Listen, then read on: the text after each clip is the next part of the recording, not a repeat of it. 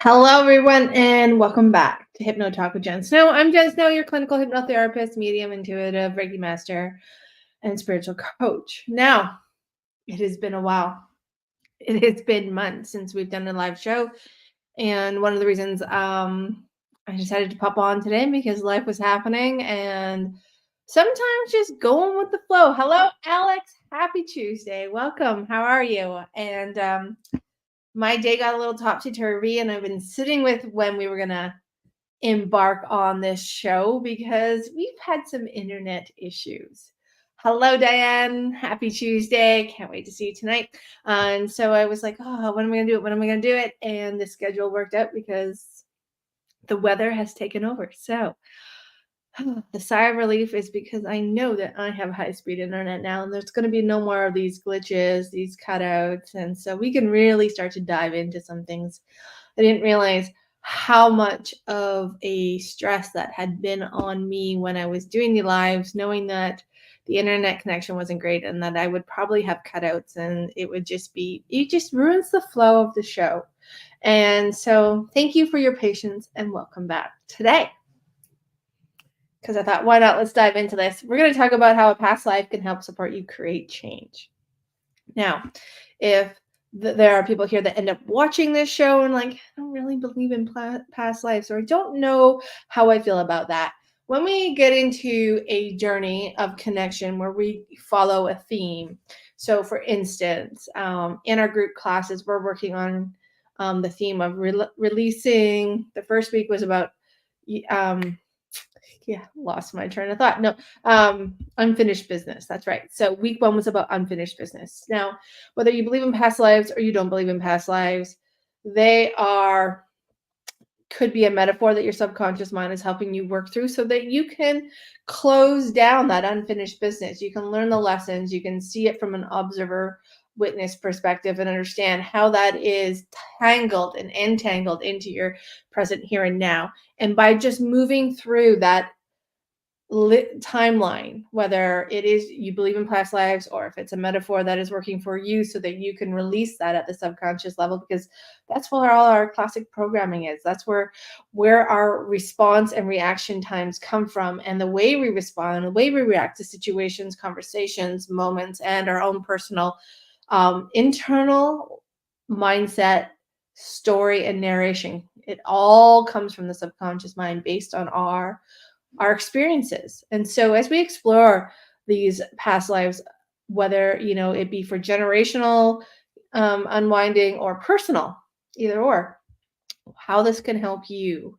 move forward and create positive change. So as we work through these lives, we actually have an opportunity at the end of these journeys to really work through disentangling those negative things that we explored in that past life. And by going through, what I use is soul screening. Now, soul screening can be defined in so many different ways. And as you go on these journeys and you get to the end of that past life and you end up, making your way back through to your soul's life force energy, the divine energy of source, you can leave behind things you can filter them out. You can acknowledge them and unwind them and their connection to you physically, mentally, emotionally, and energetic, spiritually. What does that do for you? So as we go through these screens, or for some it's a beam of light, some it's just a chapter closing on a book. As we close down that chapter, the subconscious mind connection to this goes, okay, that cycle is complete, that theme is complete, that unfinished business is complete. So I can shut this down as a reoccurring pattern or cycle in your present here and now. So that's how it can support you making positive change. It can help you close down those open tabs in your subconscious mind that are creating walls or creating obstacles and challenges, limited belief systems, negative belief systems, and that continually guide us through our day. That's why shutting down those tabs is such an important process. And not only can you regress back into your current present now life, you can go back to, the womb, childhood, to unwind and untether moments of experience there and the emotional connection to them. Yes, if somebody says we can't rewrite the past. You're right. We can't necessarily rewrite the past physically, but we can rewrite the past and how you hold the past and how you emotionally connect to your past in that trance-like state. So it really allows us, whether you go to a past life or you go into your current present now, back to childhood or earlier time and age, you have the power to shift how you feel about that moment, how you were feeling in that moment, and how those feelings and those emotions that were created at the moment of impact, its origin, the root cause, is still affecting you, and the snowball effect that happens. Because a lot of us, we're human and we like to hold on to things. We are creatures of habit. So we tend to, really hold on to things, and we're constantly reliving them in some way or another. We don't just clear the slate. Like, okay, that was an experience. I've moved on. I've learned from it.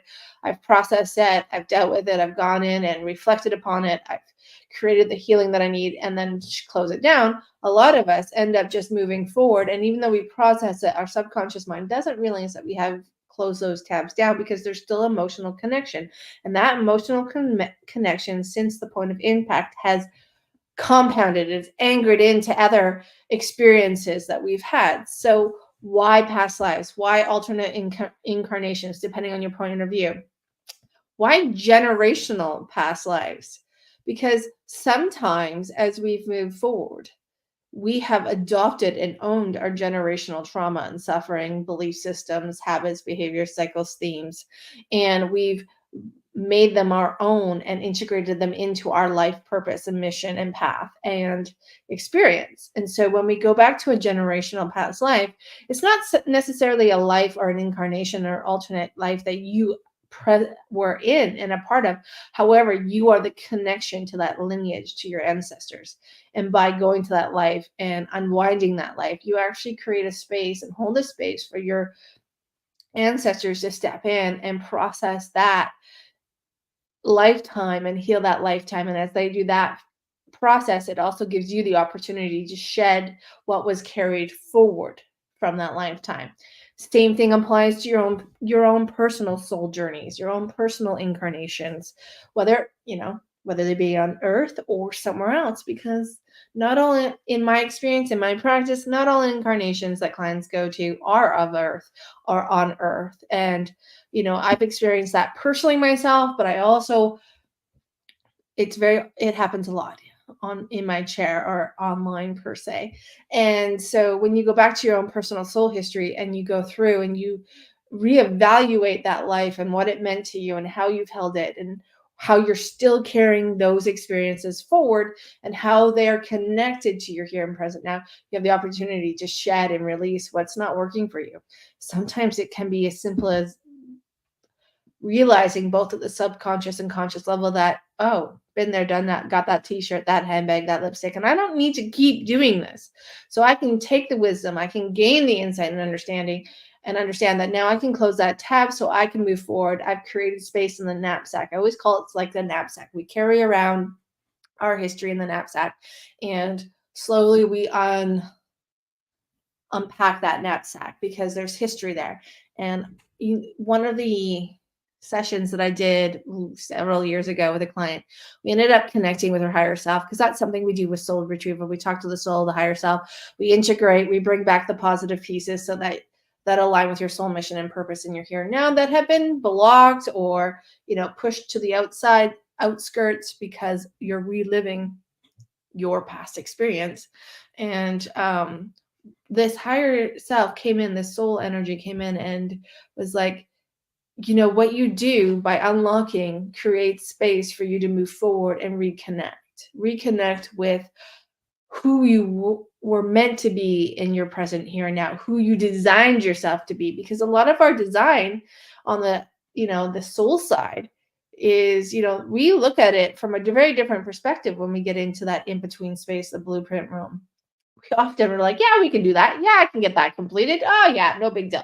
And then we come into life and free will happens and the onslaught of the experience starts to take hold and our human side integrates in because we don't always plan for the human side. Like I always tell everybody, I'm putting post-it notes in my next incarnation in, and those post-it notes are going to be a very clear description of, hey, remember when you thought you were super cool and you're going to do all these things and overcome all these obstacles, and then you became a human and you're here, and you know what? It wasn't so seamless and free-flowing as you thought it would be in the soul light body level. Remember to take that into account for the next one. But we do come in with things that we want to achieve, things that we want to do, and sometimes when we reconnect to emotional experiences, those experiences then tie us back to those past incarnations or alternate incarnations, and they bleed into our present here and now. So that's why unwinding them can really help you move forward and get unstuck, and it is so powerful. I have a lot of people when they come out of that past life experience, even the wisdom and understanding alone is enough to complete the lessons and close the tabs and move forward with that knowledge and insight. But also, we can bring back things from a past life. One of the questions that I always ask when we get to the end of the soul screening process is there something from that life that you'd like to integrate into your present now? And with your soul's permission, we work through a process of integrating that, bringing back the positive, or sometimes bringing back that knowledge allows us to interact with our circumstances a little bit more differently and allows us to choose how we respond versus react. And that is one of the biggest differences that I noticed in my own personal journey and in my clients' journey, is that they go from a reaction space to response space, so that things aren't happening to them, they're actually flowing with what's going on around them and with what's going on within them. And it also changes your internal narrative. It changes that internal conversation that you're having, because you're no longer having a conversation from then, but you're actually having the conversation from right now. And then is no longer interfering with who you are in this moment. It's adding, it's the cherry on top, it's the wisdom you can draw from, but you're not reliving it. And that is one of the biggest things, how past lives can help support you making positive change. Another way a past life can help you make positive change is when we go back to a life where, for instance, you experience the theme of lack and scarcity, fear, unworthiness, or where your limited belief about what you can do and how you can create and how you can attract abundance and manifest in your life, in your personal reality. We can go back to all those situations, time, places, and unwind that connection to that belief system, that narrative. And as you unwind that narrative, as you move forward from that point when it's complete, you move forward in the more of the opposite space, where the story that you're now living and creating from is one of empowerment versus disempowerment, or lack or scarcity or unworthiness, or any fear, any number of limited beliefs that are entangled in your everyday conversation, entangled in your everyday actions. For instance, one of my limited belief systems was when I moved to where we are living now, I couldn't get high speed internet. And I had planned to move most of my sessions to online, because there is no real difference between online and in person. It's a personal preference. And I was really in that space where I was ready to kind of take this leap of faith. It's something that I had thought about, and discussed in length with my mentors and my teachers and my colleagues. And when I came out of clinical hypnotherapy school, it was just the brink of online, kind of like the thought that, hey, this is possible. What is it going to be like? And my colleagues and I that I graduated with were really playing with the routine of it. And I was probably the last person to get on board to fully kind of think about, okay, I'm going to integrate now. And so, but when we moved, I ran into this obstacle of high speed internet. And in fair enough, like, your internet pausing, freezing, timing out during a session isn't ideal whatsoever. So we've been here for a couple years now, and it's been a struggle because we just didn't have the ability to get high speed. And the moment that we had the opportunity to integrate high speed into our everyday lives, it was like boom, this relief happened. And I didn't actually think about the fact of how that belief that I couldn't go fully online was kind of interfering with me moving forward in this transition in my personal business. And not that I'm going to give up on in-person sessions because I love them just as much, but there are limitations to geographic space that kind of, define whether you're an in-person session or a online session. And the moment that we had high speed last week, it was like this weight off my shoulder.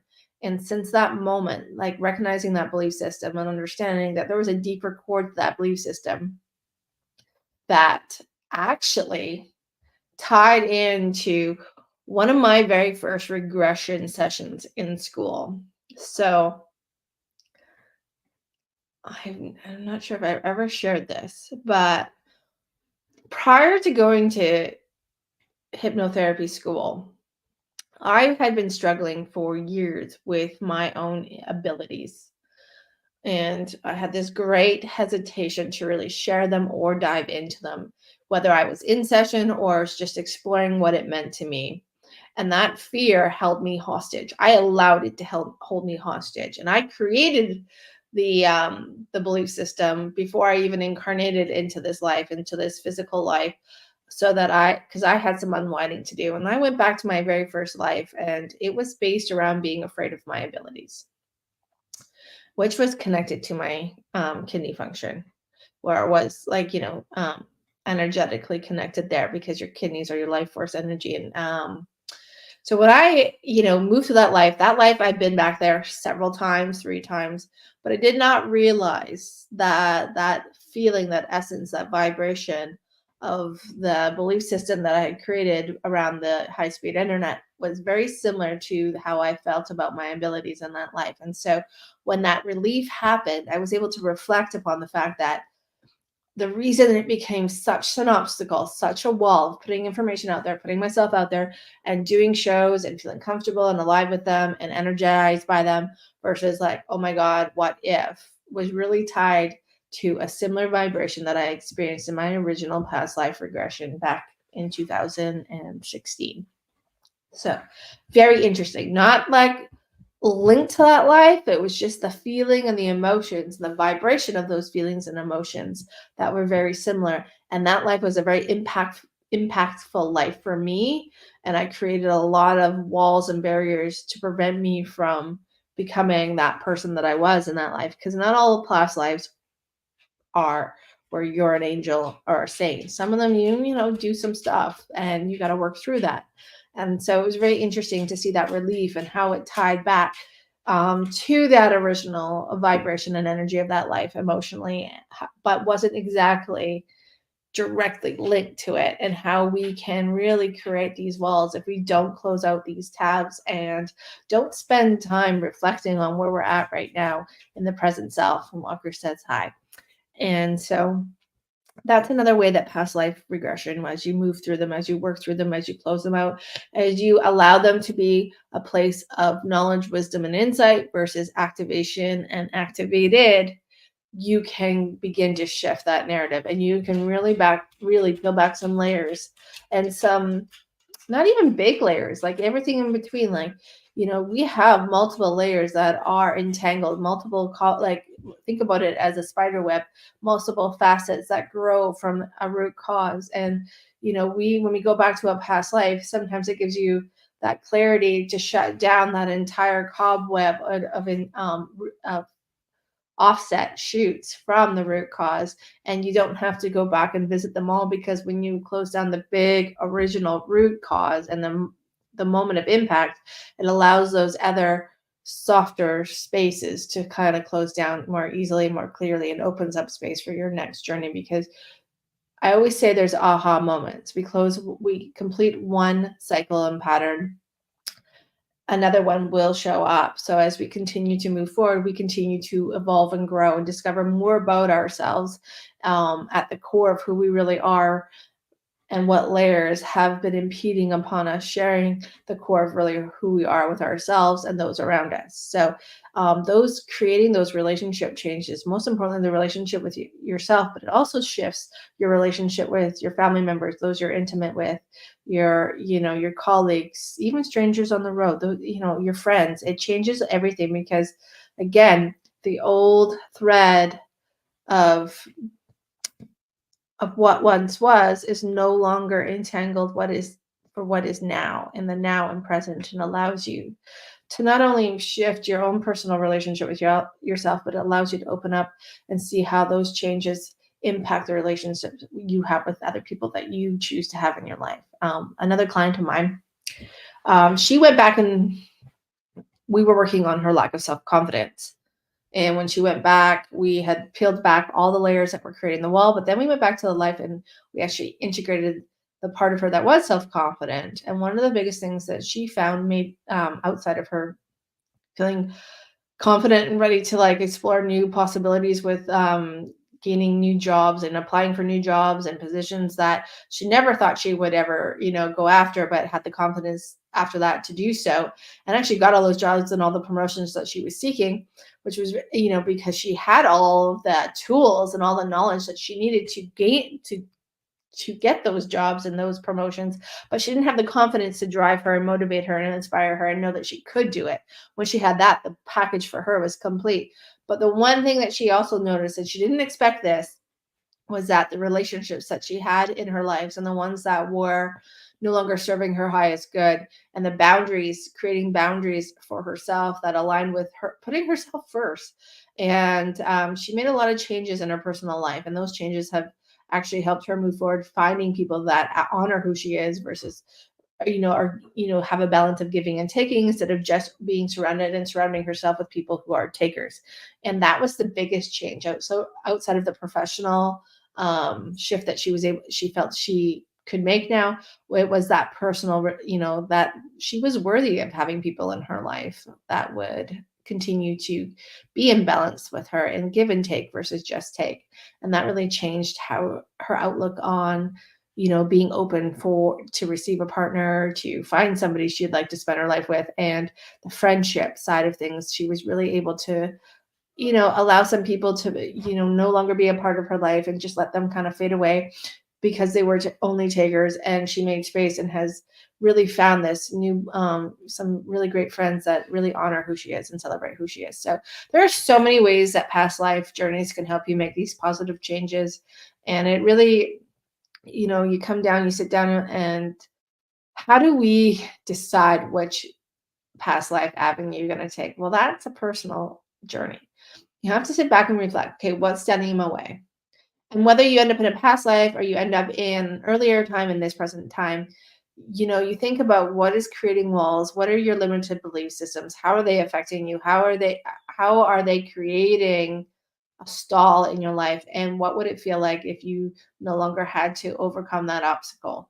And that'll kind of give you some insight on what's really getting in the way, and then that way it's all just finding your practitioner that you align with. And of course, if they do past life regression, then finding that person and then going on that journey, because your words are going to be your key to that, opening that door and walking through it. So I just wanted to pop on and say, hi guys, we're back. We're going to be doing more live hypnosis, shows. We're actually what's going to happen over the next little bit is we're going to be doing past life, regressions. We're going to do live hypnosis shows, and we're going to be working through some past life regressions here on this, channel. And I really look forward to guiding you. So if you're new here, go ahead and hit that subscribe button, hit the like button. And if you have a suggestion or a past life that you'd like to, have me guide you all back to, just leave me a comment in the comment space.